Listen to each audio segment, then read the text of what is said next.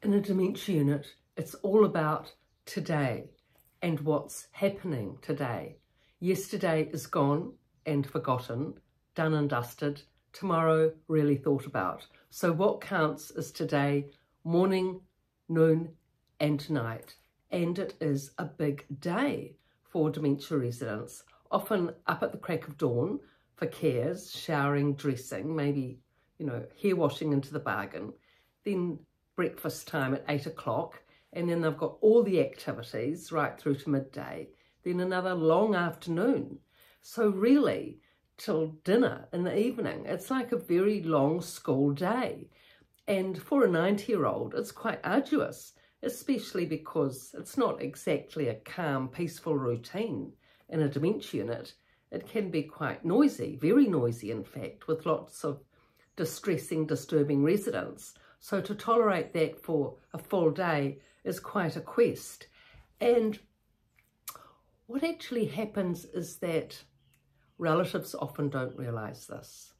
They don't realise the challenges of living in a dementia unit. They just think, oh, well, we've put mum into care. She's cared for well now. Everything's nice for her. No worries. And everything's covered. And that's it. But they don't realise, that, okay, firstly, they're in with a huge group of strangers. They know no one. No, nothing's familiar. It's disorientating and stressful. So they have to get to know how to get from A to B, how to find their room, the lounge, the dining area. That's difficult, often impossible, if you haven't got direction orientation skills, unless support is given and your room and door is made identifiable. And then, of course, getting to know all these people when you're 80, 90 years old is not an easy thing, especially if you're a quiet person. If you're more gregarious, it's a lot easier. But if you're quieter, and you haven't really socialised much and you've always sort of kept to your own company, then all of a sudden you're in a place with 30 other people. That's extremely difficult. So anyway, nevertheless, the person has to adjust, they have to orientate, they need to get to know people. And the other thing is that in terms of a dementia unit day being arduous, is that all morning there's activities. There's the press reading at 9 o'clock, say 9:30.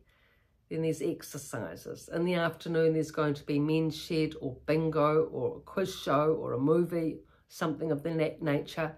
Every hour of the day there's something on, and you're expected to attend if at all possible. You're expected to go to all meals, not miss any. You're expected to go to most of the activities if you can, and when you do attend, you're expected to be alert. Now, this is actually a big challenge, because if you're up at 6 o'clock in the morning and, you're having to remain alert till, say, 7 o'clock at night till after dinner with no nap, no rest, and if you do happen to nod off in the chair just for 5 minutes, what happens is the person next door, likelihood, will jab you in the ribs and tell you to wake up.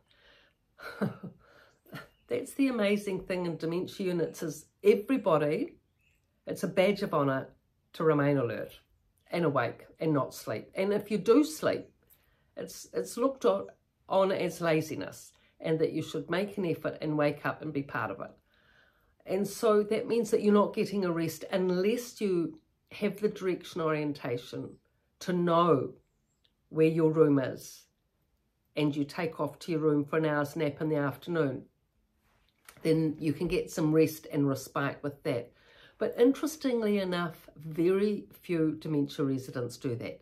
I'd say 90% choose to stay in the lounge, say 85%, stay in the lounge all day, right from after breakfast right through to dinner at night. And it's a long day, That's like 8 in the morning right through to 5 or 6 at night. It's a full working day. And these people are 80, 90 years old. And the thing is that the other thing that's against remaining alert, of course, is all the sugar that they eat. You're fed with sugar, cakes, muffins, sponges, every caramel thing on the planet, morning and afternoon tea, and big rich desserts at midday. Often, can you believe it, cream sponge, caramel, cream and ice cream, all in together. You know, that's not unusual every day at lunch. Then you sit in the sun. If it's a sunny day, you've got all that sugar in your system, you sit in the sun, you know, after 5 hours or 4 hours of activities in the morning, and then of course you want to have a little snooze in the chair. And of course, if you do, others will wake you up and tell you to sort of buck up, wake up and make an effort and concentrate, especially if you're near the activities. If you're far off from the activities, you might get away with the second lounge having a snooze and no one will say much. But if you're where the actual activities are, you can't snooze there. So the thing is, it's just appreciating what it is that your parent, mother or father is going through living in a dementia unit. That's the thing. Just having some understanding, having some insight, having some appreciation and awareness, so that when you visit them, you will have more empathy and understanding as to what it is they're likely to want when you visit. So if the noise is really getting to them, and you can see that, then, you know, you can take them to a quiet place, either to their bedroom or the second lounge, or better still outside for a lovely walk in nature, or maybe home for half a day, so they can get some respite and peace and quiet. So when you've got that understanding of what the dementia unit is all about and what they need to, what they're having to go through, then you can come up with solutions and buffers for your parent so they can better manage. If you're finding they're becoming exhausted, encourage them to go to their room and have a sleep. If they find it difficult to find their room, set up the identifiability of the door with their name and the number, large letters, eye level, and some practice runs so they can find their room, and encourage them to have a sleep in the afternoon. And when you come, when say you visit in the afternoon, say 2 o'clock, and you leave at say 2:30, 2:45, then let mum have a sleep on her bed in her room rather than taking her to the lounge, so that she can get into the habit of having an afternoon siesta, if that is what suits her. So you will be able to work with her routine and work with her needs, wants, wishes, and the more that you understand the rigours of a dementia unit and what she's having to go through, and she will appreciate you understanding her new life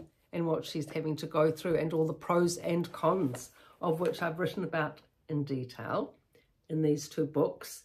The Resident's Voice, from a dementia unit, for everything you need to know for when people first come into a unit, say your family member, and The Resident's Rise, for when a person is established in the unit and all the challenges you may face, and how to approach them in a positive, practical way. Just like these videos, it needs to be positive and it needs to be practical so that something can be done constructively to help these people. So thank you for your looks and your likes, and for the big surge in TikTok, YouTube viewing. Please subscribe, YouTubers, because I know you're viewing, but we really need these subscriptions to be able to get this platform up and running. And thank you for your support. I really appreciate it.